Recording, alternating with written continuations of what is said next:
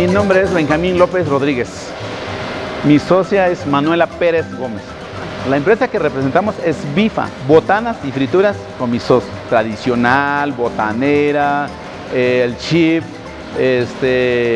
la de rollo, chicharrones de carnita, de cáscara que le llamamos originalmente. También tostadas horneadas, botaneras. Sí, empezamos en el 2002 probando las oportunidades, aventurando, dándonos la oportunidad que sí se puede, ¿no? Empezamos, en ese tiempo no teníamos equipo sofisticado o lo necesario, ¿no? Freíamos con peroles.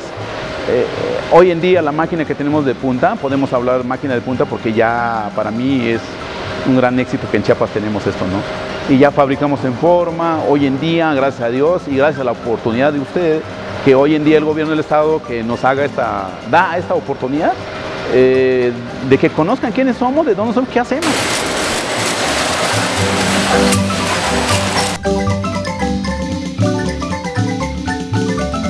Esta empresa es 100% chiapaneco.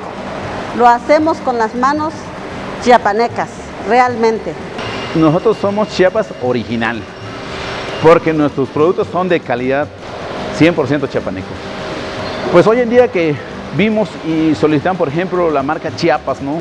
Pues esperamos que con marca Chiapas juntos, o la gran oportunidad que nos puede dar para poder estar en diferentes lugares, ¿no? Yo siento que es la base, diferentes estados, o no sé, fuera de país, pues esperamos que nosotros podamos generar mucho más empleo de lo que hoy podemos dar, ¿no?